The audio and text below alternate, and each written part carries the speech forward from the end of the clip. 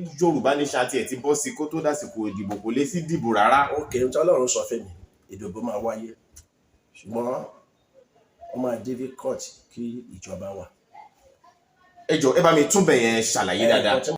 I'm talking about God who rules in the affairs of men. Pẹ̀lú àbá sọ pé ṣé kọ́ dẹ̀ máa fi yà jẹ wá ká máa wò ó nígbà tí àwọn ọmọ Ísírẹ́lì ké pe Olúwa sì gbọ́ nínú ìnira. Nígbà tí gbé Olúwa ìgbé àwọn ọmọ Ísírẹ́lì tó tọ̀ Olúwa lọ ó ní Olúwa sì gbọ́ ó sì dá wọn lóhùn. Ìgbà yẹn ló ṣe bẹ̀rẹ̀ sí ní dín pẹ̀lú Fáráò. You cannot just go and face Pharaoh with just afẹ́ gbàjọba àbí afẹ́ ṣe kiri láì ṣe pé the backing of God. So ntọ́mọ Yorùbá nílò ń sìn ni pé kí wọ́n padà sí ọ̀dọ̀ Ọlọ́run ní tẹ̀ ń sọ ni. Ká padà sọ́dọ̀ Ọlọ́run ká jẹ́ serious pẹ̀lú Ọlọ́run. Ìlú yìí ò dá Ọlọ́run mọ̀ ní Ọlọ́run bàjẹ́. Yeye ká máa tọra wa jẹ ká máa parọ́ ká máa jẹ kí ni àwọn ẹlòmíà lọ parọ́ wọ́n lè lọ sọ ẹja sílẹ̀ wọ́n á ní ẹja wà lára ẹ̀. I don't do it. I don't know how to do it. I hate fake. I believe much in the power of God. I live in the power of God. Ṣé wọ́n wọ́n tí mo sọ ṣé iṣẹ́ àmì àti iṣẹ́ ìṣẹ́ ọmọ ọmọ jí ọmọ mi gbé wọ́n já padà ẹni ṣé yóò ṣiṣẹ́ àmì àti nígbà ètè ní òní ọkẹ́ mọ́ wọn ṣe gbọ́dọ̀ gbé ẹ lọ ní òun ọjọ́ gbé káàkiri gbogbo Abẹ́òkúta àwọn 9 ni wọ́n gbé wọ́n ní bá ṣe ń wọlé ni wọ́n bá aṣọ lọ́rùn. Ọ̀rọ̀ Nàìjíríà lọ́wọ́ yìí ń ṣe ló dàbí pé ó ti polúkú mọṣú ó sì ti sú ọ̀pọ̀lọpọ̀ àwọn èèyàn mi ò mọ̀ wí ojú tẹ́yìn náà fi wò ó nìyẹn lọ́wọ́lọ́wọ́ báyìí inú àwọn èèyàn ò dùn rárá pápá àwọn tó ti wà lókè òkun wọ́n wò pé orílẹ̀-èdè wo làwọn fẹ́ padà sí torí pé àjò bó bá dùn títí kì í dàbí ilé. Wọ́n pè fún òmìnira Yorùbá àwọn ará òkè ìlà oòrùn lọ́hùn náà ń pè fún òmìnira tàwọn Biafra kí lè ròyìn pa ẹ̀. Ẹ ṣé àwọn tí mo bá káwọ́ kọ́ mọ̀ nípa Ọlọ́run ló láyé. Ọlọ́run ló ní ayé. Bíbélì jẹ́ pé wáyé pé tí Olúwa ní ilẹ̀ àti nǹkan rẹ̀ ayé àti àwọn tó tẹ̀lé sínú ẹ̀. Ṣùgbọ́n bí gbogbo ẹ̀ ṣe ń lọ ṣe ló dàbẹ́ ní pé àwa èèyàn á rí pọ́lọ́run ló láyé. Ìdí tó fà á tí gbogbo ẹ̀ fi rí rádaràda ni. Tá a bá gbàgbọ́ pé Ọlọ́run ló láyé gbogbo tó ń ṣẹlẹ̀ kò tó fún Ọlọ́run ní ìṣẹ́jú kan láti dá sí. Ṣùgbọ́n torí pé a rò pé ọgbọ́n orí wa ó lè ṣe ohun àkọ́kọ́ tó yẹ kọ́kọ́ béèrè ni pé ṣé Ọlọ́run fẹ́ bẹ́ẹ̀. Ṣé Ọlọ́run fẹ́ bẹ́ẹ̀ kí Yorùbá nation wà. O wẹ́ nǹkan tó ń ṣẹlẹ̀ yìí ohun tá a lè fi tí solution fi máa wà ní pé bí a kí Yorùbá nation wà tàbí kí Biafra wà àbí kí a pín yẹlẹyẹlẹ o. Ẹni tó ṣe oògùn àti kọ́kọ́ yóò ní láyé ló fi oògùn láyé ìwé padà wà regret because Ọlọ́run ò fẹ́ kéèyàn kanjú.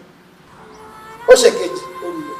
Is it right to be saying that to the president of the country? Totally wrong. Totally wrong. Ẹ káàbọ̀ sí ìkànnì Yorùbá Gidi News. Yorùbá Gidi TV. Ẹ rí gómìnà tó wọlé kókò àwọn ayọ̀ orúkọ wọn ò ní parí pọ̀ tí gómìnà kò lè ló parí tí Yorùbá nation fi dúró. Ó yá o. Ibì kan bẹ tó gbọdọ̀ mọ́ wò wo àwọn ìròyìn wo àwọn ìṣẹ̀lẹ̀ tó ń ṣẹlẹ̀ ní Nàìjíríà nílẹ̀ Yorùbá ibo nípò nǹkan dé dúró. Ṣùgbọ́n wá gbọ́ tó bá dá òtún rẹ̀ máa sọ fún kò ní ṣojú rẹ̀ àbí táwọn ò bá pè mí lóko àbí tí máa fi méjì fún ìpè mí kan lóko. Yorùbá Gidi TV. Ṣàṣù àbíkẹ́ kò kéjọ́ ní jó ẹnì kò jó rí ó ti ṣe àbíkẹ́ máa bẹ̀rẹ̀ Fẹlá ò sọ fún ìdààmú àdúgbò Fẹlá ò sọ fún ní wèrè olóore Ọlọ́run sọ pé ti Fẹlá ní ìsìn tó yàn bá fẹ́ kọ́ bí Fẹlá àyànmọ́ Fẹlá nù o Ọlọ́run sọ pé yóò kọ́ iná fi láǹdì ẹ̀ náà tí ò bá ní jẹ́ nǹkan kan kò lè láǹdì ẹ̀ tó gbogbo tẹ́lẹ̀ bá ṣe láyé tọ́lọ́run bá lọ́wọ́ sí kò ní ṣe. Ibi tá a ti ń fún yín láwọn nǹkan tẹ́ ẹ fẹ́ àwọn nǹkan tó ṣàǹfààní tó yẹ kẹ́ ẹ máa wò nígbà gbogbo nígbàkigbà ìbẹ̀lẹ̀ wà yìí máa subscribe sí tẹ subscribe sí. Yorùbá Gidi TV.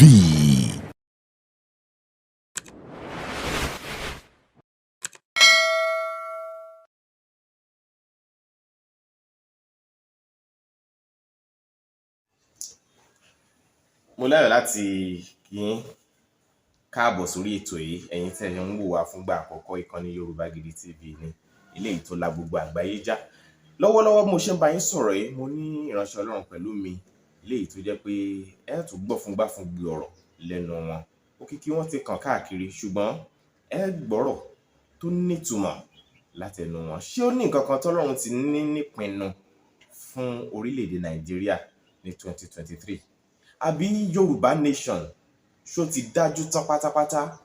Báwo ni àmúṣẹ òmìnira Yorùbá báwo ni yóò ṣe yá kánkán sí? Ṣé Biafra náà ń lọ ṣá? Ṣé Nàìjíríà máa jẹ́ kan lọ ni àbó máa pín? Ṣé ètò ìdìbò máa wáyé ní 2023? Ṣé ọdún 2023 ọdún tó máa lárinrin fáwọn ọmọ Nàìjíríà ni àbó máa tún korò bí ìjogbo? Èyí lọ́pọ̀lọpọ̀ èrò táwọn èèyàn ní lọ́kàn tí wọ́n sì ń wá ìdáhùn sí lára àwọn ìbéèrè yẹn. A ó béèrè o, ẹ ó sì gbọ́ fúngbà fúngbè lónìí. Ọlákúnlé Fásùgbà lórúkọ mi. Ẹ káàbọ̀ sá. ẹ káàbọ̀, ẹ ṣé. Màá fẹ́ kí ẹ dá orúkọ yín fáwọn èèyàn tó ń wò wá. Orúkọ mi ni Prophet Ìdòwú Kẹ́hìndé Olúkáyọ̀dé from the Lost Prevailing Prayer Ministry Nílùú Abẹ́òkúta. nínú Abẹ́òkúta. Ó máa jẹ́ ọdún ó dẹ̀ máa jẹ́ ọdún ààbò. Tá a bá ṣọ́ra, tá a bá gbàdúrà, kò ní sí ìtàjẹ̀sílẹ̀. Ṣùgbọ́n tí a bá gbàdúrà, ìtàjẹ̀sílẹ̀ máa wà. Ìtàjẹ̀sílẹ̀ máa wà. Mọ̀dí. Inú ń bí Ọlọ́run gan. Inú ń bí Ọlọ́run. Nítorí àwọn ìtàjẹ̀sílẹ̀ àwọn aláìṣẹ̀. Wọ́n jí ni gbé lónìí, jí ni gbé Bẹ́ẹ̀ lọ́la. tọkọ máa lọ pa wọ́n. Dúnyàn lọ́rùn. Àwọn ẹ̀jẹ̀ yẹn ké fún ẹ̀sùn. Mọ́ lórí ọ̀rọ̀ pé a fẹ́ dìbò, ìbò máa wáyé dáradára. Ìbò máa wáyé. Láti gbé ìjọba fún ẹni tó tọ́ sí. Òun ló máa ní ló máa dàbí pé tá a bá gbàdúrà kò ní sí wàhálà. Tó bá máa fi di bí January end sí February, a máa rí ọ̀pọ̀. Nǹkan máa pọ̀. Àwọn nǹkan máa pọ̀. Àwọn nǹkan tó wọ̀nyí máa less. Ó máa less. Gẹ́gẹ́ bí Ọlọ́run ṣe fi hàn. Ó máa less. And then nípa a máa tú Nàìjíríà sílẹ̀ kúrò nínú ìdè. So Nàìjíríà ó máa di ìtàn tú kúrò nínú ìdè tó wà. Nínú ìdè tó wà ó máa di. And then Ọlọ́run máa fún àwọn èèyàn ní orí ọ̀fẹ́ láti bẹ̀rẹ̀ iṣẹ́ tuntun. Iṣẹ́ tuntun. Bẹ́ẹ̀ni, ṣùgbọ́n tó bá ní orí ọ̀fẹ́ àti gbé ìgbésẹ̀ láti ṣiṣẹ́ tuntun, orí ọ̀fẹ́ yẹn máa wà fún. Tó bá lè ní boldness láti rí pé I want to take this step. Yes, and God said he will bless the hard work of the Ní 2023. ní 2023 ikú dẹ̀ máa dínkù. Ikú máa dínkù. So bí Ọlọ́run ṣe sọ nìyẹn, nǹkan máa pọ̀, nǹkan kó máa pọ̀. Pé oúnjẹ tó wọ́n gógó ìyá reduce kò ní wọ́n bẹ́ẹ̀ mọ́. Ọ̀pọ̀lọpọ̀ wọn bẹ́ẹ̀ mọ́ kó tí ẹ̀ lè pẹ́. Kò ní pẹ́ mọ́. Bẹ́ẹ̀ni. But you know, in every prophecy, we need to activate it. There's no prophecy without your own step taken. It will not come to pass. What's up in my no see you in the hospital today? What is up when it's up in my no see you in the say, how would that be possible? So more confidential Àpẹẹrẹ. Pàápàá fún àwọn ọmọ Ọlọ́run nǹkan máa pọ̀. Most of the prayer will be answered. Nínú ọdún tuntun tá a lọ, àwọn àdúrà tá a ti gbà sẹ́yìn, Olúwa àwa sí ìmúṣẹ. Ikú dẹ̀ máa reduce abẹ́ tó bá lọ wá kú fúnra ẹ̀. Àfẹ́ ń bá ń wá kú. Abẹ́ tó bá wá kú.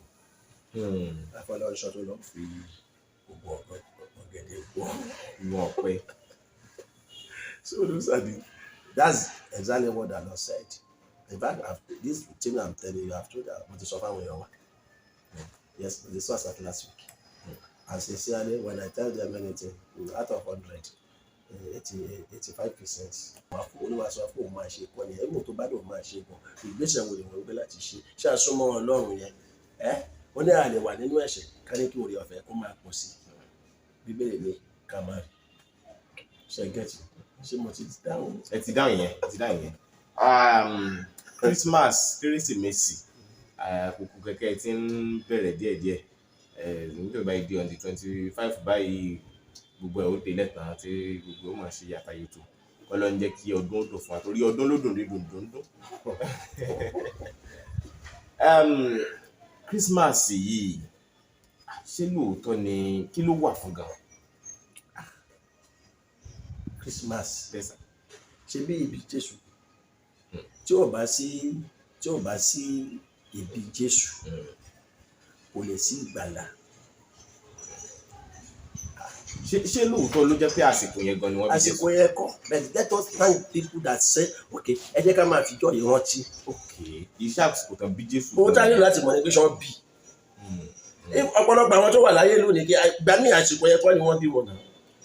I know of a man tó sọ fún mi fúnra ẹ̀ tó sọ pé gbà tó ń ṣẹ̀ṣẹ̀ pé ọmọ 35 years ni bàbá tó ń tọ̀hún sọ fún òun pé òun kọ́ ni bàbá o pé ọ̀rẹ́ bàbá ẹ̀ pé ọ̀rẹ́ òun ló bí pé ó lọ fún pátì láti Ìjẹ̀bú wá sábẹ́òkúta ló ní accident tó ọmọ yẹn dẹ̀ wà ní ìkókó ó gbé lẹ́dẹ̀. So àìmọye àṣírí tó wà nínú ayé ẹ jẹ́ ká kí àwọn bàbá àgbà ní tí wọ́n wò ókè ìbí Jésù wọ́n bí Jésù ní ìbòjì ẹran òkè ẹ jẹ́ ká fi àsìkò yìí sílẹ̀ torí àsìkò yẹn gẹ́gẹ́ báwa ṣe kà wọ́n lásìkò ọyẹ́ ni àsìkò parí ọdún ẹ jẹ́ ká mú 25 ká máa ṣe àjọyọ̀ ẹ̀ tá a bá ṣe how will the generation knows that okay the Christ we are talking about he came normally wọ́n ṣe ń bí ènìyàn wọ́n ṣe agbára Ọlọ́run lọ́nà so kò sí ká gbọ́dọ̀ rí yẹn gẹ́gẹ́ bí ohun tí a máa wọn kọ́ máa wá tí wàá ọ̀sùn bẹ́ẹ̀ ní pé ẹni tó bá tún ṣàjọyọ̀ yẹn ń lọ ọ̀run àpáàdì. Because when I travel, I know of a man that was telling me that it's a sin to celebrate Christmas. It's a sin to do this. It's a sin to do that. But I said, this is not the way we were brought up, and I am not ready to listen to you. And yes, because the little I know about God, mo ṣe ń sìn mo rí pé mo rí o. Kò sí tó kàn wá pẹ̀lú etymology ibi tí orísun Christmas yẹn ti wá. Kákan ṣáà fi sórí ìgbàgbọ́ pé òkè àwa ń fi ìmọ̀rírì hàn fún Jésù. fún àwọn fi ìmọ̀rírì hàn pé fún ìyá kan lo àsìkò yẹn láti fi sọrí ẹ̀. Ibi Jésù ló bí ògo sáyé òun ló bí orí ọ̀fẹ́. Ìgbà tí wọ́n bá tiẹ̀ wá wù kó jẹ́. Ìgbà tó wù kó jẹ́ àjẹjẹ wá wo iye ọdún tá a ti ń ṣe ní 25 kò sọ iṣu. Nígbà tí a bẹ̀rẹ̀ sí ní ronú tá a bẹ̀rẹ̀ sí ọkọ tá a bẹ̀rẹ̀ sí ní gbọ́pọlọ kalẹ̀ náà láwọn wò pé kò yẹ kó jẹ́ báyìí ẹnìkan ní ẹlòmíì àti ẹ̀rọ pé bóyá òun ìgbà tó ń ṣe discover ni what are you discovering? Can't you allow the spirit of the Lord to guide you? Don't you know that purpose tí ọba fi ṣe nǹkan lọ́wọ́ wò? Okay, ìdí téèyàn fi ṣe ni ọkàn èèyàn gan ló gbogbo ló wò kí nígbà tá a náà ṣe Christmas okay tọkọrin nípa Kérésìmesì dé okay ẹ̀ṣẹ̀ wo ló wà ń bẹ̀ nígbà tó dẹ̀ ṣe tó dẹ̀ bú láìsí fáwọn èèyàn yẹn jẹ́ wọn mú ọtí líle wọn ṣe ìṣèpẹ́ lẹ́yìn ni wọ́n bẹ̀rẹ̀ sí ní ṣe nǹkan ní olúkálùkù tẹ̀ lọ́lẹ́ okay kí ni ẹ̀ṣẹ̀ tó wà bẹ̀.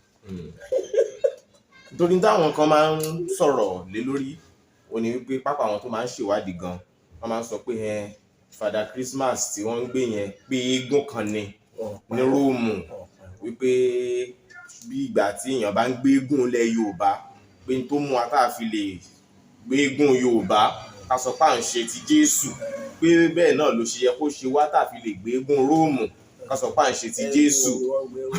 ẹgbẹ́ ilé yìí mo sọ fún yín mo ní purpose náà bá fi ń ṣe ẹni tó da ẹ̀kú sórí ọmọ òrìṣà tó ń sìn ẹni tó wá wọ aṣọ trọ́sà àti wọ́n gbé kinní sí lójú ẹni ní Father Christmas purpose wo ni wọ́n fi ń ṣe purpose láti fi sin òrìṣà ni àti láti fi dúpẹ́ lọ́wọ́ Ọlọ́run pé ọdún tó bá wà láyé òpin ìbí Jésù ìgbà báyìí náà ni wọ́n bí o.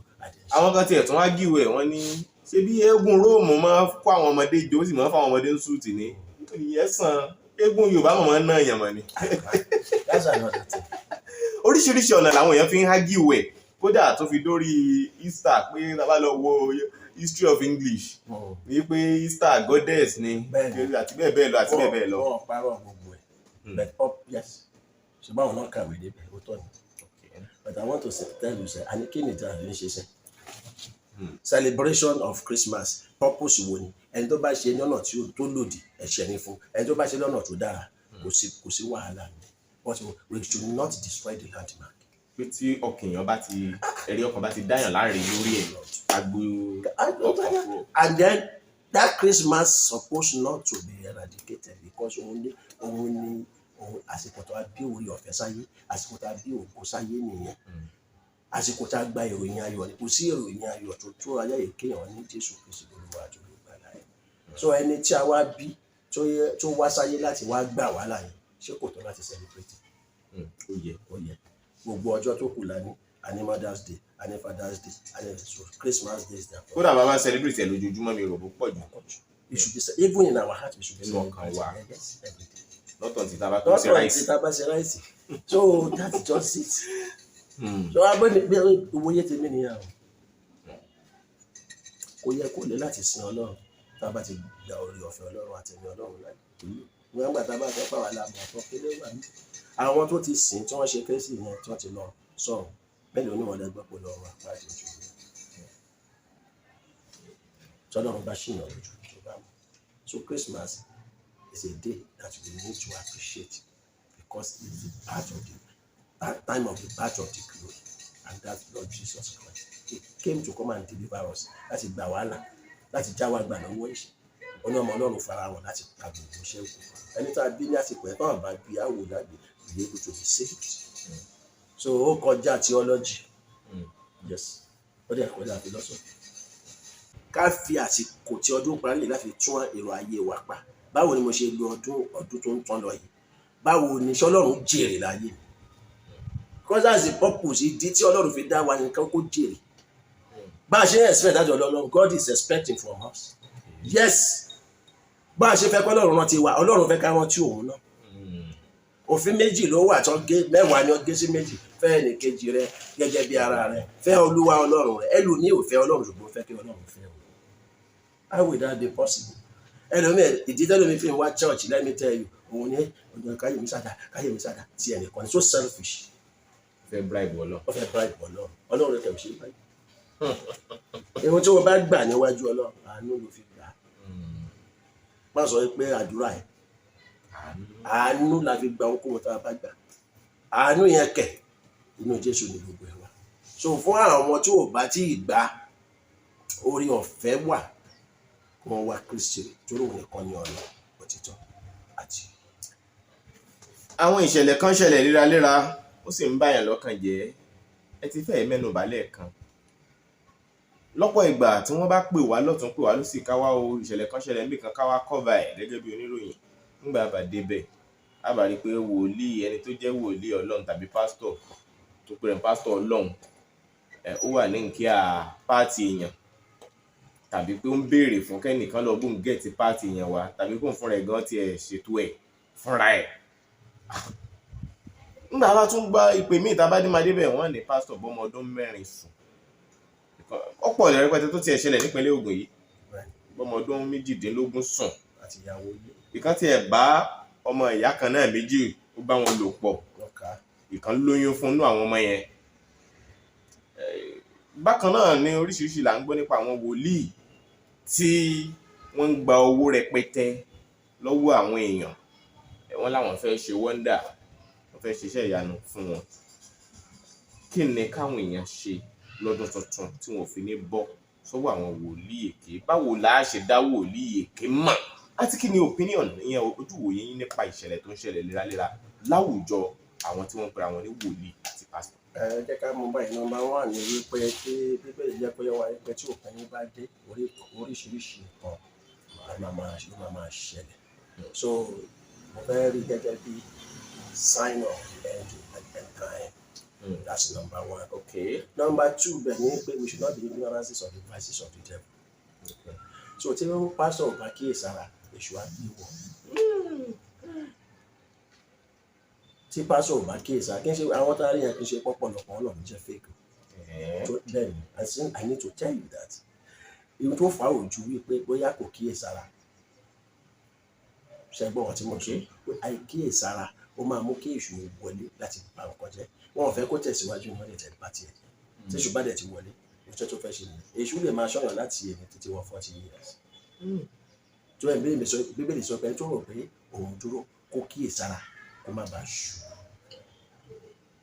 Devil is a complete gentleman and then ó jẹ́ ẹni tó jẹ́ pé ó lè fara balẹ̀ láti mú ìyàn. It doesn't take kò ń ṣe gírígì. Kì í rush. Kì í ṣe rush. Yóò máa dẹ́lẹ́kẹ̀ díẹ̀díẹ̀. So láì tí èèyàn bá kíyèsára obìnrin oúnjẹ àti owó mẹ́tẹ̀ẹ̀ta yẹn tí ìránṣẹ́ Ọlọ́run bá kíyèsára abara ẹni ibi tí ó dá. Obìnrin oúnjẹ àti owó tàbí ká máa lépo.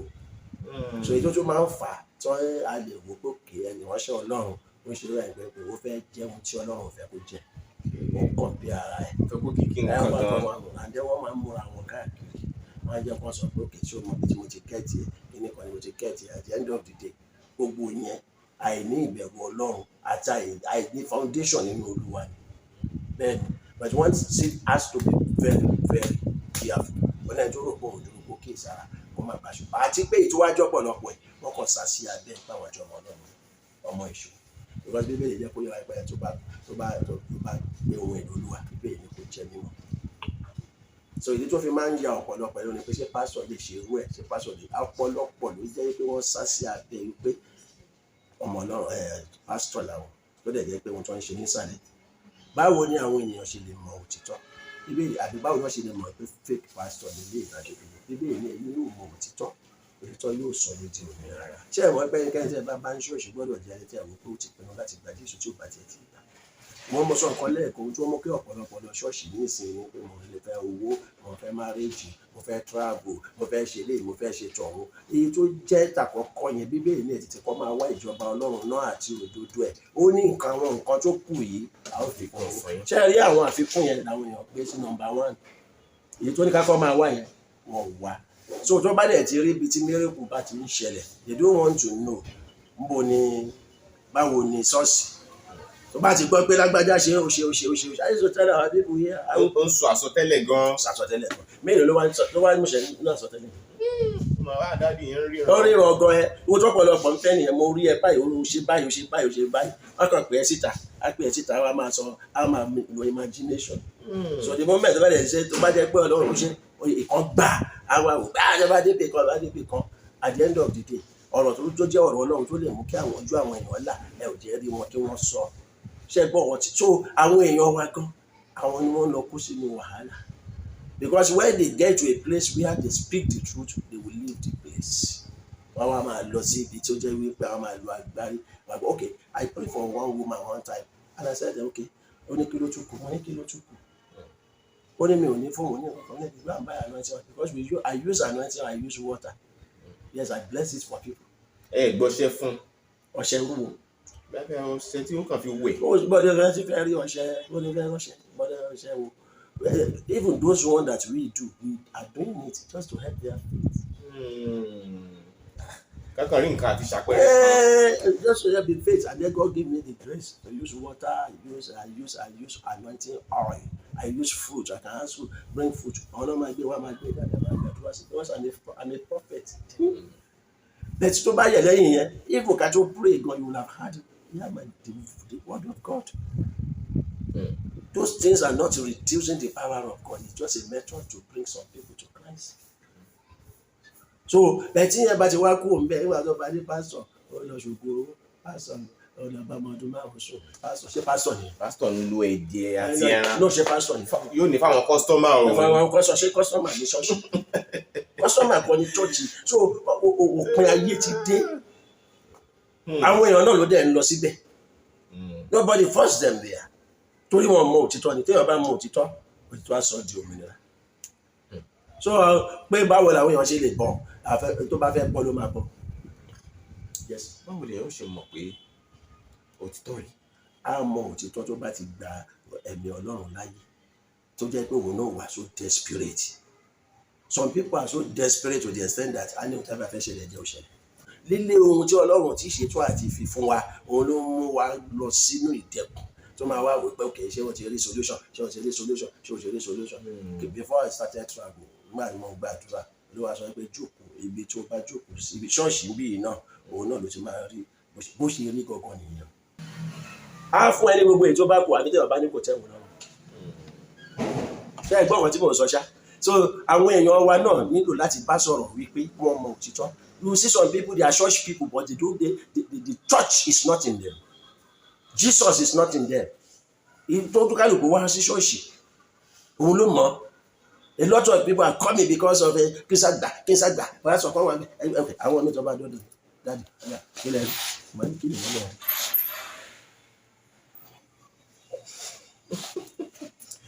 mọ́ kí ni tí wọ́n gan rí. Ìgbà mi máa sọ pé mo rí ẹ̀. You are not the one to tell me that kí ni mo rí náà. Okay. tọ́lọ́run bàbá mi sọ̀rọ̀ nípa ẹ̀kọ́ you want me to lie. ìgbàgbọ́ àwọn èèyàn pé náà ti dọ́dọ̀ wòlíì. rárá mo ṣe wà lọ́dọ̀ yín ní ìṣẹ́ gbọ́dọ̀ wọn mọ tí mò ń rò lọ́kàn. kò possible nígbà míì tó bá fi hàn ló fi hàn. tó bá wu Ọlọ́run let me tell you this clearly any prophet tó sọ fún yín pé bóun bá ti no tọ́lọ́run bá fẹ́ fi hàn ó máa fi hàn tí ò bá ṣe tó àdúrà ẹni tó wá sọ́dọ̀ yín tó wá sọ́dọ̀ wòlíì kan ó nílò láti ṣiṣẹ́ àdúrà ẹ̀ bóun ṣe ń lọ ìlú wa lò bàbá yìí fún mi. kì í kóun fúnra ẹ ti gbàdúrà ẹ ẹni tí mo fẹ́ lọ báyìí. Olúwa jọ fún mi ẹ kọ́ rí pé gbogbo ẹ̀kọ́ máa revelation wa bàbá máa kọ́ ti wọ́n. iná wa ran ná lọ́wọ́. ó jókòó báyìí gbogbo kan lọ́nà ló lè fi hàn mí fún. obìnrin oníṣùn ẹ̀jẹ̀ ti gbàdúrà pé tóun bá lè ṣe fọwọ́ kan ìṣẹ́ tí aṣọ tí sùn. yìí kàn yìí kó kàn daṣọ mú ó fọwọ́. kàn daṣọ ti pray Ọlọ́run dẹ̀ ran ìgbàgbọ́ ẹ̀ lọ.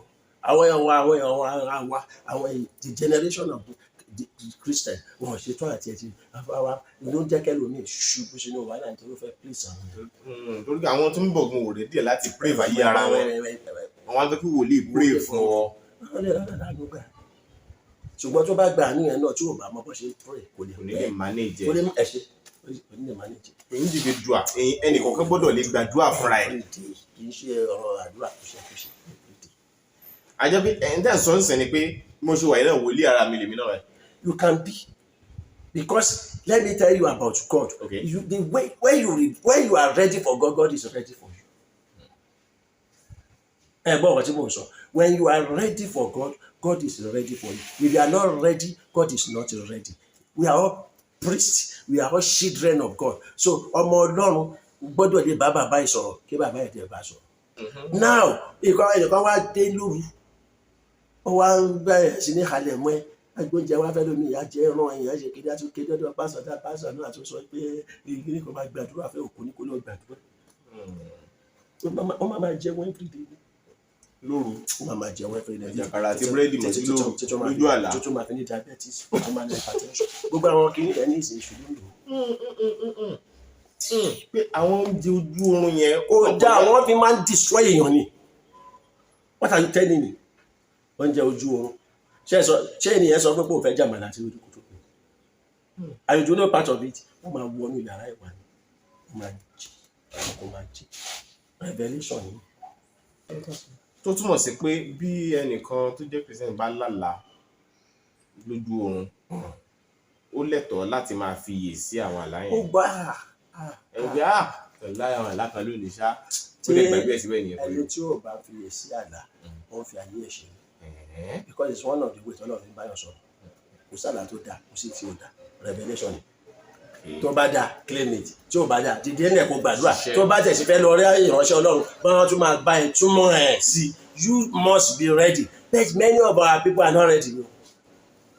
a sọ pé ṣọ́ọ̀ṣì yẹn ò dáa ṣọ́ọ̀ṣì wo ni o sí ṣọ́ọ̀ṣì tí ò dáa tí wọ́n bá ti ń gbọ́rọ̀ lọ. àwọn èèyàn ló ní ọ̀pọ̀ ìbéèrè láti béèrè tó bá wà lára ẹ̀ lórí àwọn ètò wa a lè máa fọ́ sí wẹ́wẹ́ ẹlòmíì á lòun lálàá kó ń jẹ àkàrà lójú oorun ẹnìkan ti sáré wá bá mi láàárọ̀ ọjọ́ kan ló ń jàkàrà mọ́jú. àwọn fẹ́ẹ́ fàṣẹ gbẹ yẹn.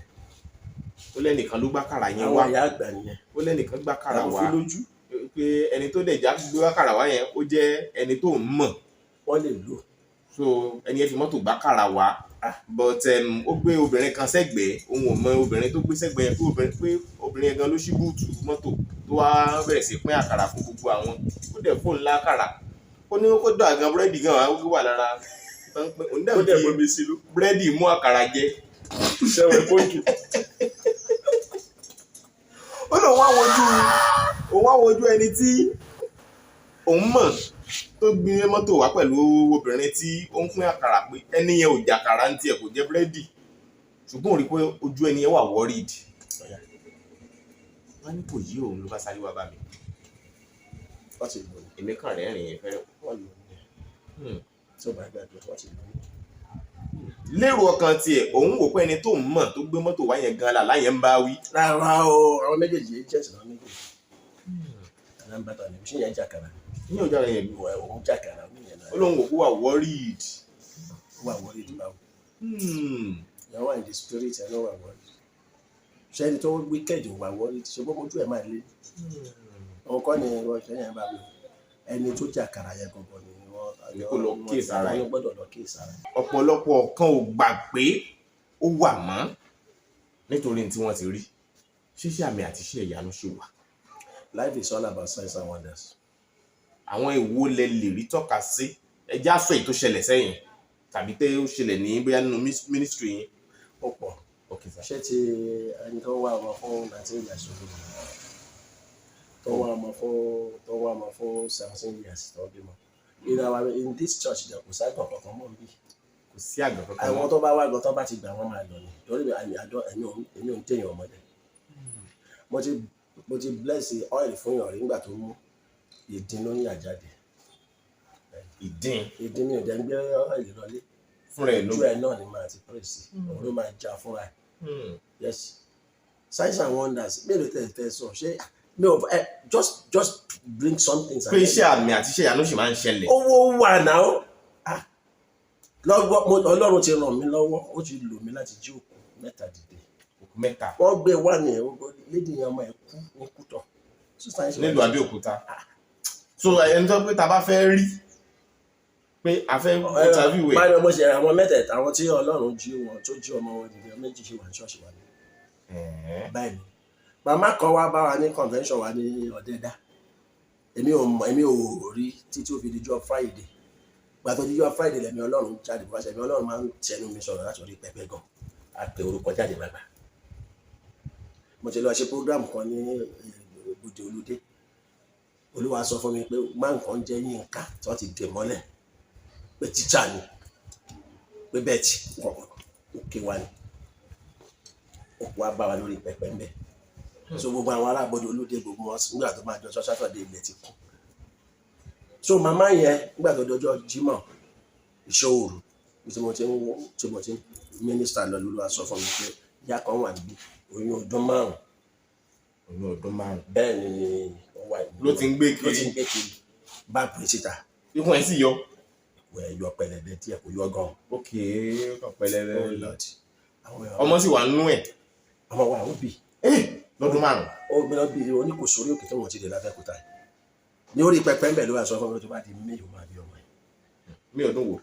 ní ọdún yẹn gangan a ṣe kínní ní March a ṣe convention wa ní March olúwa tó bá di May ó máa bí ọmọ yẹn mi ti gbàgbé ó di May ni mo kàn rí tí kọ́ọ̀lù wọ orí fóònù yìí nígbà tí ẹ ti mọ àwọn nọ́mbà kan àwọn péèkì gbà tó yá ni mo màmá kan wá pè mí tí mo sọ ní àwọn ará wa wá sọ pé bàbá Olúwa ti ṣe òtún Olúwa ṣe obìnrin èmi gan ibi tí mo wà.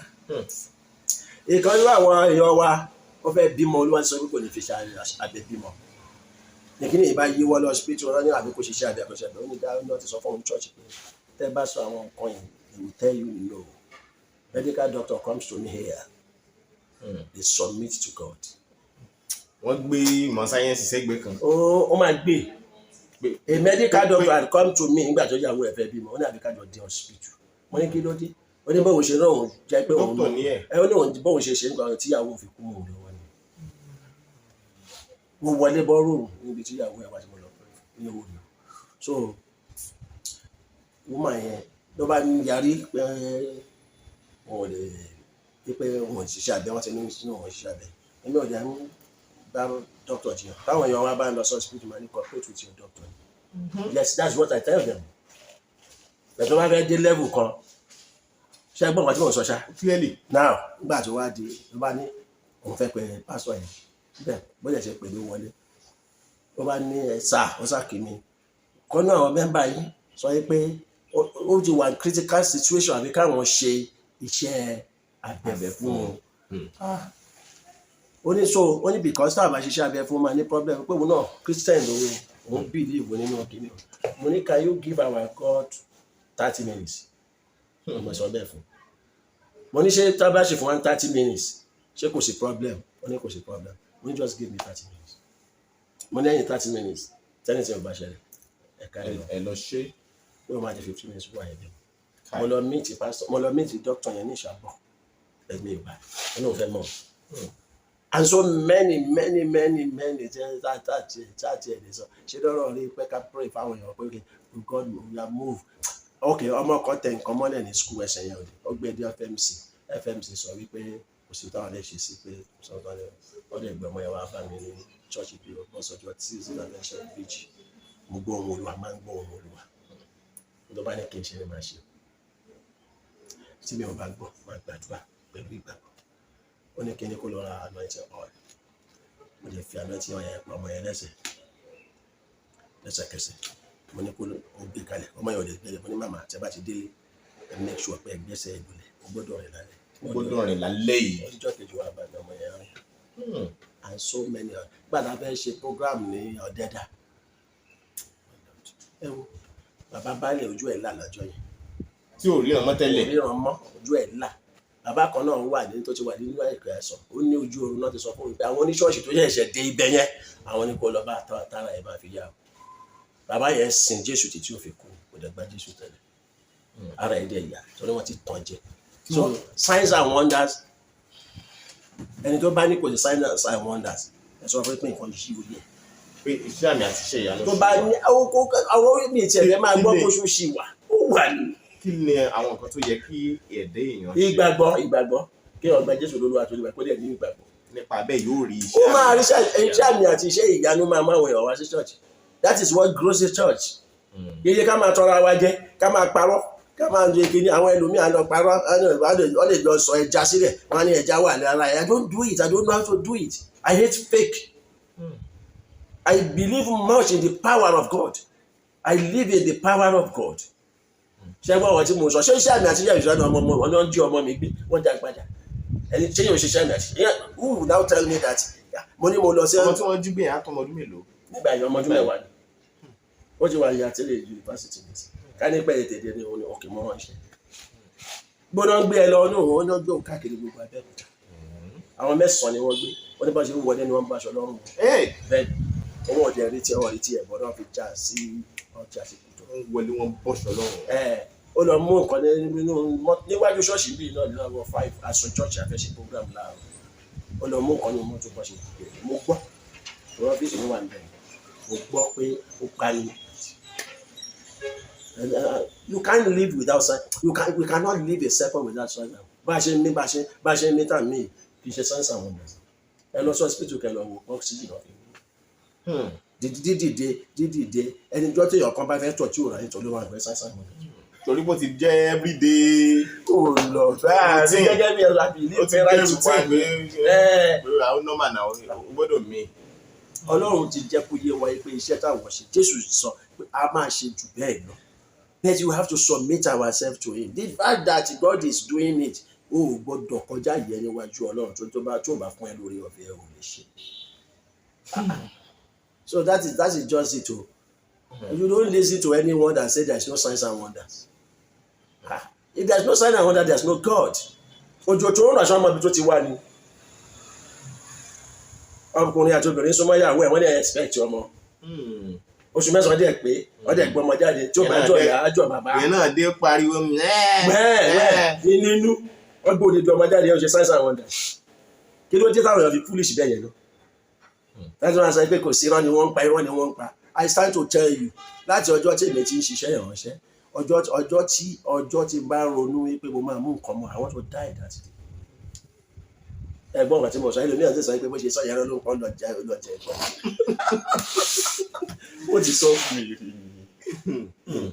sọ fún mi rí ayélujára yẹn I don't go with any security I just believe in you ibi tí a bá parí ẹ̀sìn náà ní sá so ebi ò mọ bí mo báwọn èèyàn ṣe lè máa ronú nípa Ọlọ́run because gẹ́gẹ́gẹ́rẹ́ mi gbé o ọ̀rọ̀ pé mo jẹ́ pastor kan whatever he cannot do I'm not ready to push it ṣe wọn kó rí ọ̀fẹ́ jura wọn bẹ́ẹ̀ I cannot go whatever is not ready to do no, but when I pray for you if God does it we say thank you Jesus if he doesn't do it I don't query me don't query God I don't put myself as God here now. kábíyèsí ni tó bá ṣe àdúpẹ́ èyí tó bá ṣe náà la máa dúpẹ́. bí ò dẹ̀ ṣe ó mọ reason tí ò fi ṣe àìmọye nǹkan tí ó ṣètò àti ṣe fún wa tí wọ́n á sọ pé ṣe báyìí dẹ̀ gbàdúrà títí why should we say yóò gbàdúrà títí. tàbádẹ̀ ká wò lóòótọ́ ọ̀rọ̀ tẹ́ sọ Shadrach Meshach àti Abednego wọ́n sọ ọ́nù náà búkú wọn àjò náà wọn ò jóná wọ́n sọ pé ẹ̀gbọ́n kan tí wọ́n sọ Daniel sínú kìnìún wọ́n sọ Stephen lẹ́kọ̀ọ́ ó gbà bẹ́ẹ̀ ó dẹ̀ kú ikú oró ni o ikú oró ni bẹ̀sẹ̀ orúkọ ẹ̀gbà ni tani ò ní kú pé tó bá wù ní ó ṣe. tó bá wọ Ọlọ́run ló máa ṣe bẹ́ẹ̀ tí àwọn gbọ́dọ̀ ṣe ojúṣe wa tá a bá ti ṣe ojúṣe wa tá a bá dẹ̀ ní ìgbàgbọ́. I want to sincerely tell you God is real. Gbogbo ẹnu ni mo fi sọ kìí ṣe nítorí pé mo jẹ́ pastor. God is real. I serve God not because of a pastor, because I believe him and I know him. Tó bá jẹ́ bí a ti súyàn náà ẹ rò pé ìsìn I'm just lórí mi I just fi ṣiṣẹ́ ẹ wọlé wọn wà bẹ́ẹ̀ ni náà níwá. Àwẹ̀ ni a máa ń gbàwẹ̀ 40 days lẹ́ẹ̀mẹ́ta lọ́dún. so anyway tó bá fẹ́ ṣe pásítọ̀ àbí fẹ́ ṣe wòlíì báyìí ó gbọ́dọ̀ gbàwẹ̀ gan. tí o bá ti gbàwẹ̀ báwo ló ṣe máa bá Ọlọ́run pàdé wọ́n ní èèyàn ọ̀tọ̀. mi ò lè ṣe pásítọ̀ nìyẹn o. ara tó bá fọ English ẹ máa ṣe. ṣẹ́ni tó bá sọ pé ó yá tẹ́yìn kan ti mọ̀. 12 mo máa ń bírèkì àwẹ̀ mi 12 ọ̀sán. ẹ ò ṣàmì àwẹ̀ arúgbó. ìwé kò yóò gbé mi. Oyi kọ́ okay I fast and then máa mú mi tí máa lè fẹ́ ṣe 40 days I will drink water so you have to pray you have to pray you have to fast. tí o bá ṣe bẹ́ẹ̀ wà á jẹ́ no the passion to minister to people. Ọlọ́run ló máa ń fún yàn. Ọlọ́run fún yàn téèyàn bá ní tí wọ́n bá sọ wípé àrùn ara lòun fẹ́ tí ó bá wó lulẹ̀. I minister 5 times in a week. 5 times in a week. Ọjọ́ méje ló dé wà nínú ọ̀sẹ̀. Bẹ́ẹ̀ni láti almost 18 years ago. Ọjọ́ méjì tó kù gan ẹ gbọ́dọ̀ sọ pé yín gan lẹ tún ní. Àwọn èèyàn pè yín. Kí ni a ní bẹ̀? Èmi àwọn èèyàn ò wà. ṣe mọ nǹkan tó ṣe pàtàkì. irú àwọn àkàlà tó wà bí rẹ. tí o bá ní interest tó ń ṣe tí o jẹ́ mọ̀dí tó ń fi ń ṣe tó ń dẹ́ rí result ó máa máa wò láti ṣe. ọ̀rọ̀ Nàìjíríà lọ́wọ́ yìí ń ṣe ló dàbí pé ó ti polúkúmuṣu ó sì ti sú ọ̀pọ̀lọpọ̀ àwọn èèyàn. mi ò mọ̀ wí ojú tẹ́yìn náà fi wò nìyẹn lọ́wọ́lọ́wọ́ báyìí inú àwọn èèyàn ò dùn rárá. pápá àwọn tó ti wà lókè òkun wọ́n wò pé orílẹ̀-èdè wo làwọn fẹ́ padà sí torí pé àjò bó bá dùn títí kì í dàbí ilé. wọ́n pè fún òmìnira Yorùbá àwọn ará òkè ìlà oòrùn lọ́hùn náà ń pè fún òmìnira tàwọn Biafra. kí lè ròyìn pa ẹ̀. ẹ ṣe ohun tí mo bá káwọ́ kọ́ mọ̀ nípa Ọlọ́run ló láyé. Ọlọ́run ló ní ayé. Bíbélì jẹ́ pé wáyé pé tí Olúwa ní ilẹ̀ àti nǹkan rẹ̀ ayé àti àwọn tó tẹ̀lé sínú ẹ̀. ṣùgbọ́n bí gbogbo ẹ̀ ṣe ń lọ ṣe ló dàbẹ́ ní pé àwa èèyàn á rí pọ́lọ́run ló láyé. ìdí tó fà á tí gbogbo ẹ̀ fi rí rádaràda ni. tá a bá gbàgbọ́ pé Ọlọ́run ló láyé gbogbo tó ń ṣẹlẹ̀ kò tó fún Ọlọ́run ní ìṣẹ́jú kan láti dá sí. ṣùgbọ́n torí pé a rò pé ọgbọ́n orí wa ó lè ṣe la fi ń sọ̀rọ̀ Biafra la fi ń sọ̀rọ̀ Yorùbá nation. ohun àkọ́kọ́ tó yẹ ká kọ́ béèrè ni pé ṣé Ọlọ́run fẹ́ bẹ́ẹ̀. pé ṣé Ọlọ́run fẹ́ bẹ́ẹ̀ kí Yorùbá nation wà. ó wà o wẹ́ẹ̀ nǹkan tó ń ṣẹlẹ̀ yìí ohun tá a lè fi tí solution fi máa wà ní pé bí a kí Yorùbá nation wà tàbí kí Biafra wà àbí kí a pín yẹlẹyẹlẹ o. so tíyẹn ò bá tí ì sí gbogbo àwọn tó bá ṣe ń gbérú ìgbésẹ̀ bẹ́ẹ̀ ni pé ọgbọ́n orí wọn ni wọ́n tí wọ́n bá dẹ̀ fi ọgbọ́n orí ẹ̀yọ̀ gbáyé Ọlọ́run á fi sílẹ̀. so láì tá a bá wò lọ́tún lósì a rí wípé a gba Ọlọ́run láyè rárá láti dá sí kíkú ṣe pé kò sí ìránṣẹ́ Ọlọ́run kì í ṣe pé kò sí ìjọ Ọlọ́run ṣùgbọ́n ọ̀pọ̀lọpọ̀ tá a pè ní ìránṣẹ́ Ọlọ́run àwọn tá a pè ara ní ìránṣẹ́ Ọlọ́run tàbí tá a pè ní ènìyàn Ọlọ́run báwo la ṣe nígbàgbọ́ sí nínú Ọlọ́run débi tó máa dá sí ọ̀rọ̀ ayé wa. báwo la ṣe lè lo ọgbọ́n Ọlọ́run láti fi ṣètò tó wà ńlẹ̀ yìí àti pé gẹ́gẹ́ bí ẹ ṣe sọ wípé ṣé Ọlọ́run mọ̀ sí ṣó sì dá sí ṣó lọ́wọ́ sí kí Yorùbá nation wà kí ni. Chronicles 7:14 ó ní àwọn ènìyàn ní tàbí olórin tí wọ́n ń pe orúkọ mi mọ́ ó ní tí wọ́n bá wọ́ra wọn palẹ̀ tí wọ́n sì gbàdúrà tí wọ́n jáwọ́ kúrò nínú ẹ̀ṣẹ̀ òun náà wọ́n á gbà òun á sì dá ìkólọ padà òun á wó ilẹ̀ wọn sàn. ṣẹ́gẹ́ kan tí mo sọ ìwó palẹ̀ àti gbígbẹ́kẹ̀lé Ọlọ́run kíkúrò nínú ẹ̀ṣẹ̀ ká má fi ọgbọ́n orí wa ṣe that is the only way tá a lè fi gbà láti wá ojú Ọlọ́run. ṣùgbọ́n tá a bá sọ pé àkẹ́ á fẹ́ ṣe báwo ni ọkàn wa gangan ṣe rí sí Ọlọ́run ṣáwa gan ti ṣe tán torí bí gbogbo ẹ̀ ṣe ń lọ ìṣèlú dàbí ẹni wípé ayé ká gbé sọ́tún tá a bá gba báyìí tá a bá gbòsì ó dára bẹ́ẹ̀ ṣùgbọ́n I want to let you know that tí ò bá sí ọwọ́ Ọlọ́run ní ohunkóhun tá a bá ń ṣe asán ni gbogbo ẹ̀ so wíwọ́ra ẹni palẹ̀ láti wọ̀ pé òkè àti ṣàṣìṣe káwa képe Olúwa ní ọkàn funfun kì í ṣe ká dágbádá láti lọ gbàdúrà tàbí ká dágbádá débẹ̀ ká máa rò páwa làjẹ́ bá kù ìwọ palẹ̀ ni ọ̀pọ̀lọpọ̀ tó ń sin Ọlọ́run lónìí àsìn Ọlọ́run ara wa là ń sìn.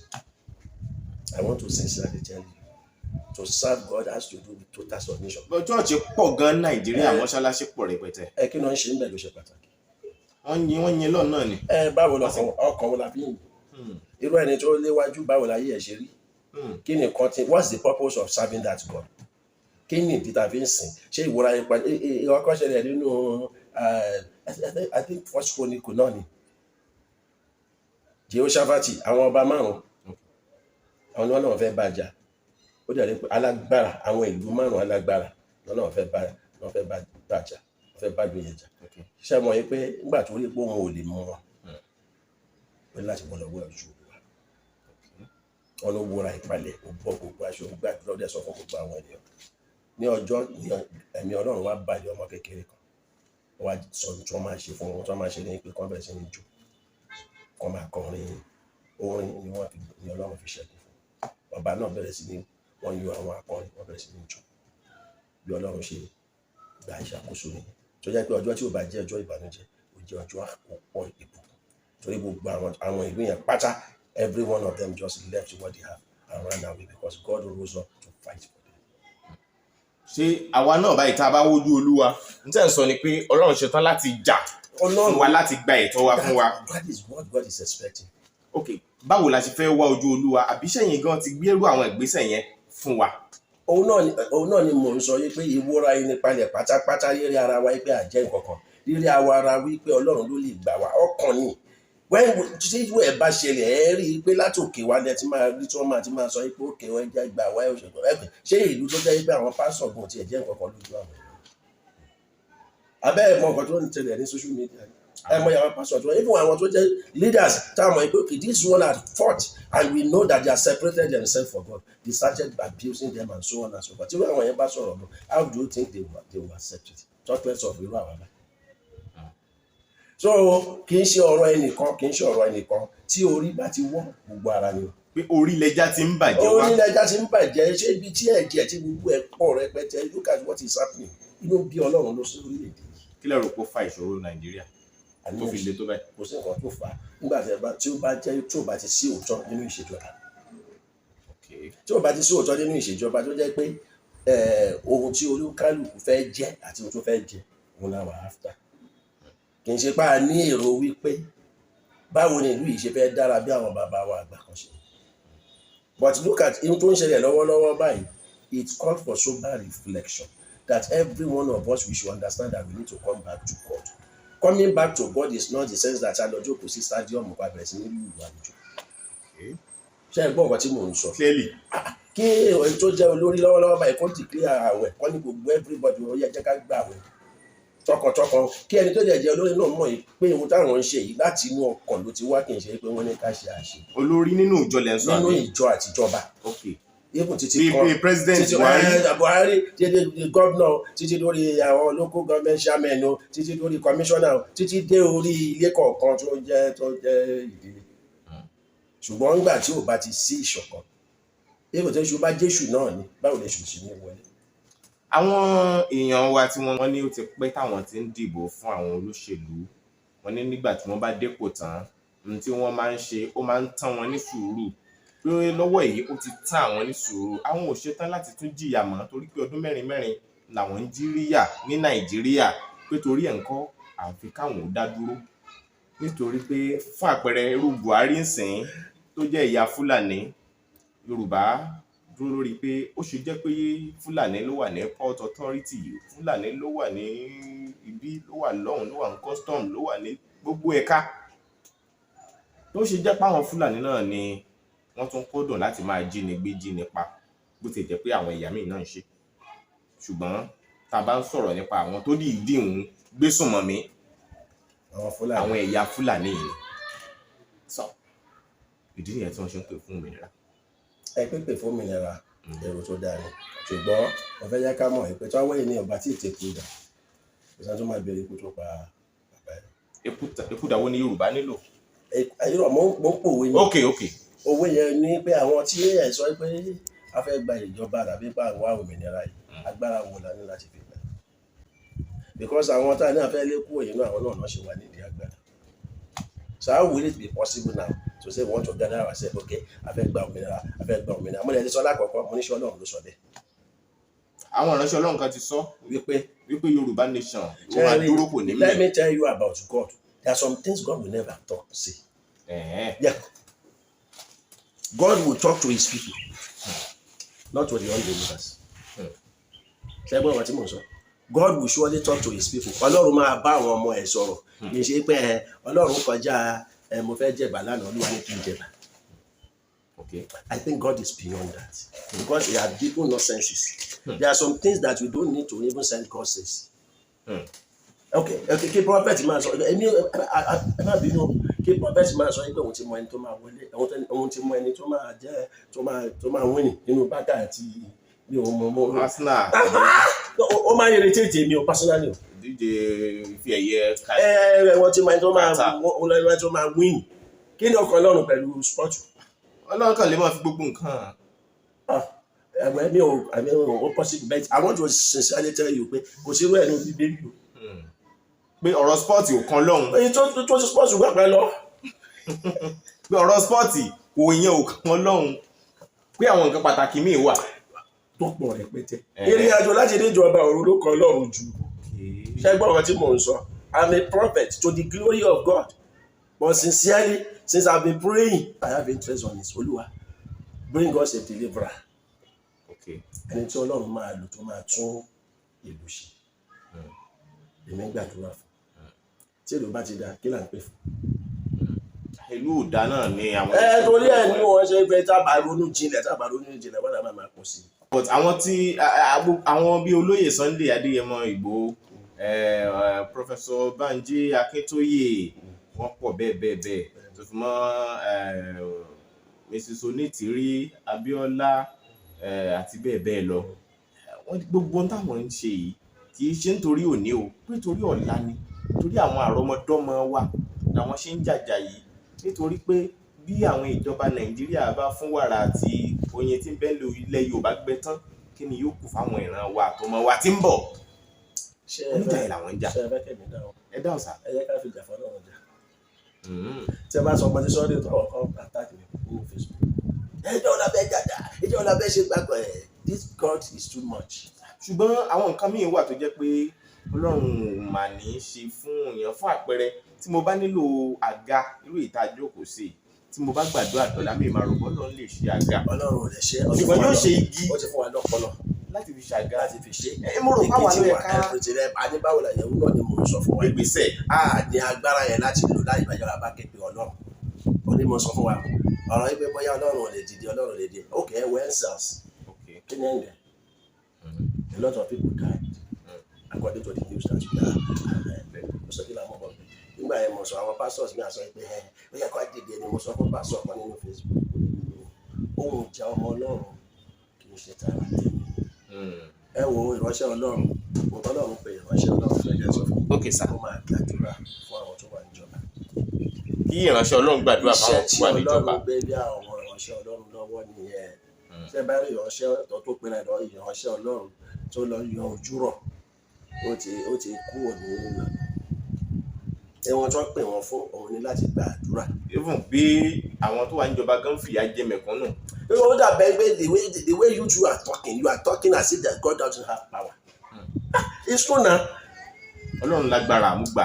God has, let me tell you personally, okay, God has done many things for me to let you know that alágbára ni Ọlọ́run ohun tí ò tó jẹ́ pé tí a bá gbé kalẹ̀ rò pé ṣó possible ṣá.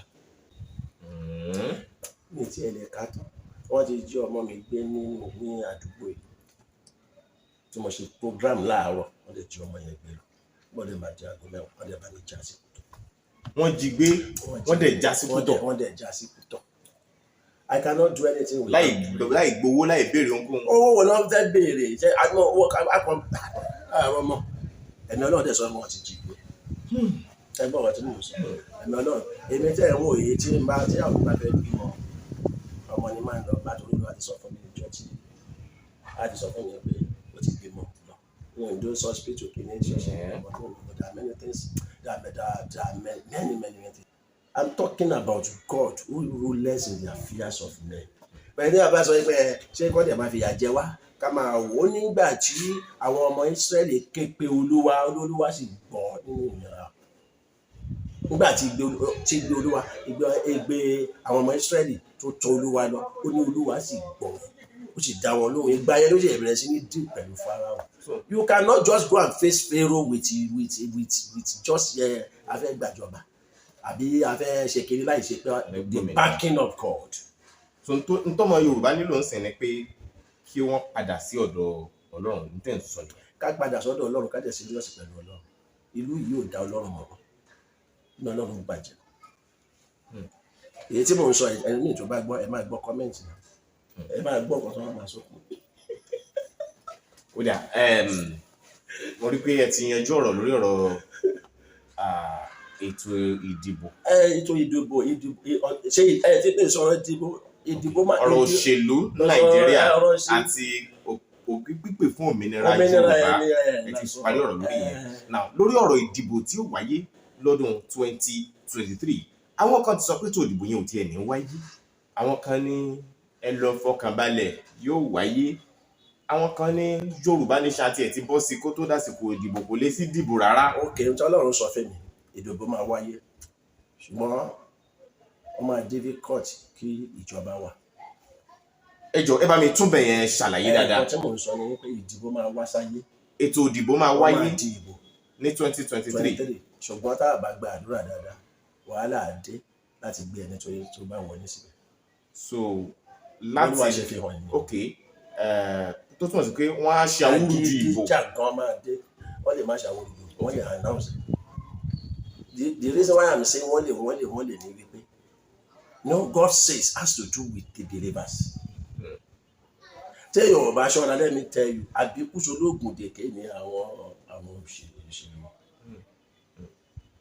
That is why I used to be very careful when you say God says it has to do with ẹni tí ó gbàgbọ́ pé ó kékeré wà nínú ìjọ wọ́n sọ pé ẹnìkan wà níbi tó ń tọ̀lé mo fi ṣàpẹẹrẹ ni tí ẹni ò bá ní ìgbàgbọ́ pé Ọlọ́run ló sọ̀rọ̀ àwọn ẹ̀mẹ́ kò ní jáde tí ò bá jáde àwọn èèyàn rò pé bóyá irú wòlíì èké wòlíì. Àti pé Ọlọ́run tiẹ̀ máa ń yí nǹkan padà tó bá sọ pé òun á ṣe nǹkan kan gbà míì nígbà míì táwọn èèyàn bá bẹ̀bẹ̀ pé a fẹ́ kó ṣẹlẹ̀ àbí tó ṣàánú. That is why I cannot say pé ìwé ẹ̀ máa dàrú because there is nothing God cannot. But gẹ́gẹ́ bí nǹkan tí Ọlọ́run ṣe payá fún yín ètò ìdìbò máa wáyé ní 2023. ìjọba máa wáyé ìbájú máa lọ dáradára. Ó máa lọ nírọ̀rùn. Ṣùgbọ́n láti gbé ìjọba lẹ̀ that's a clause. Kí lù ó àpé àfàìmọ̀ kí lù ó máa mì kí Nàìjíríà máa mì àti wá rí ìjọba ṣe. Àfi tọ́lọ́run bá dá sí. Àfi tọ́lọ́run bá dá sí nìkan. Tọ́lọ́run bá dá sí ẹ̀rí bẹ́ẹ̀ wọ́n gbé bí bẹ́ẹ̀ kọ́. Ẹ̀kọ́ àlè díẹ̀ láàrin oṣù mẹ́ta. Ṣùgbọ́n ṣé ìjọba alágbádá yìí náà ni ó wà máa tẹ̀síwájú lọ ni àbí ìjọba ológun ni ó gbà ní àbí àwọn tí ń pè fún òmìnira yìí ni wọ́n wà á lu àǹfààní yẹn láti fi rí òmìnira wọn gbà. Ẹ̀sìn sí àlèṣẹ́ lọ́dọ̀ ní àǹfààní yẹn jágbé yẹn ti sẹ́gbẹ̀ẹ́. Okay. Will work. Ẹni tí mi lẹ́nu láti sọ̀rọ̀ níbo ọmọ bẹ́ẹ̀ máa wà very careful. Mi ò tí yín bàbá. Mo máa bẹ́ẹ̀ wà very very careful of the issues. Tó bá jẹ́ mọ́ ti kí lórúkọ ẹ̀ ti lù. Ṣé get when you minister to your people because you have been preaching to them. Àti wíwọ aṣọ fún wọn. Mo tọ́ bá tẹ́ bá sọ fún wọn máa gbọ́. Bẹ́ẹ̀. I've been a prophet for long and I can tell you there are a lot of testimony. Èmi náà ò dédé wá bí torí àwọn nǹkan tí mo ti gbọ́ nípa yín àtàwọn iṣẹ́ ìyanu oríṣiríṣi tí mo ti gbọ́ ló yẹ kí n wá láti wá béèrè. Ó pọ̀ bọ̀ ṣe rí ọ̀rọ̀ ti ìdí tí mi ò máa ń wà very careful lórí ọ̀rọ̀ ìjọba ni wípé anábìkú sológun dèké. You understand what I'm saying? There is not everything goes in this country. Gbogbo nǹkan ló ṣe é ṣe nílùú yìí. That is why you have people who are very very careful àti pé kí Ọlọ́run sọ sóní kò sọ fún ìwọ lè pọ̀ èmi ìwà ó lè jẹ́ pé àdúgbò ló máa rán wọn sí àwọn wòlíì kan wà ìlú wọn máa fi hàn ti ìlú hàn àgbáyé hàn wọn so ìyá gbọ́dọ̀ mọ Ọlọ́run ràn sí.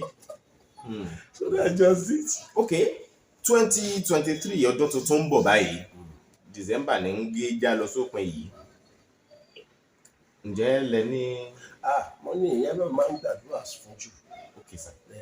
Láti January December 1st ni tí máa ń béèrè kí lọ́rọ̀ ní fún ọdún tuntun.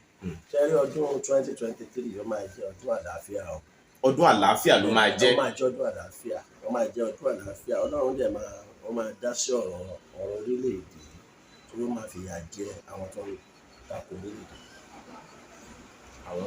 Àwọn tó ń tako àwọn tí ò fẹ́ kí wọ́n. Ọlọ́run fẹ́ràn ìlú yìí gan. Ṣẹ́rí nínú àwọn ìlú tó wà lágbàáyé, Nàìjíríà yìí jẹ́ ìkan nínú àìgbọ́ Ọlọ́run. Ṣùgbọ́n ohun tó fà á tí ọwọ́ tó dà pé àwọn Ọlọ́run fà sẹ́yìn òun ni wípé àìní ìgbàgbọ́ tó àti àìgbẹ́kẹ̀lé Ọlọ́run tó kárò pa lè ṣe láì pọ̀pọ̀ ojú Ọlọ́run. Ṣé ẹ gẹ́ nǹkan tí mo sọ? So ọdún 2023 máa jẹ́ ọdún tí Ọlọ́run náà máa fìyà jẹ àwọn tó bá ń ṣe àtakò ire tàbí ìtẹ̀síwájú. Yes, ó dẹ̀ máa jẹ́ ìbùkún fún àwọn tó bá súnmọ́ dáradára. A gbọ́dọ̀ gba àdúrà gan kí ìtàjẹsílẹ̀ kó máa sí. Tá a bá gbàdúrà Ọlọ́run á mú kúrò. Ṣẹ́gbọ́n àwọn tí mo sọ kó má sí ogun ẹlẹ́yàmẹ̀yà. Ó dẹ̀ jẹ́ ọdún tọ́lọ́run sọ fẹ́ ni pé àlàáfíà máa wà, ọ̀pọ̀ dẹ̀ máa wà. Àlàáfíà máa wà. Ọ̀pọ̀ máa wà. Nígbà tó bá ti di February ẹ̀ṣẹ̀ bá rí ọwọ́ ọ̀pọ̀. Láti February ká bẹ̀rẹ̀ sí yí padà sí dáadáa. Láti February good not even January lórí wa ṣe fi hàn ṣàdìgbọ́n. Ṣùgbọ́n tó ṣe pàtàkì ni pé ó dà tó ọ̀rọ̀ súnmọ́ Ọlọ́run. Bí ìlú ṣe lè tó ìkó lè máa wọ ẹ̀rọ mi. I used to ask our people wọ́n ní ìlú lè ṣó lè mọ ẹyán ní ìlú tó lè kọ́ náà ti máa dá máa jẹ́ pé. Now I prophesy Maruka Sekiri Bakashinteria. May the Lord release it unto you in the mighty name of Jesus. Let the peace of the Lord overshadow you and the glory of the Lord be your portion in the name of Jesus. Mo pa láṣẹ mo sàsọtẹ́lẹ̀ gbogbo àlá máa rí ọdún tuntun nínú ayọ̀ àti àlàáfíà rẹ̀. Jésù Olúwa wa.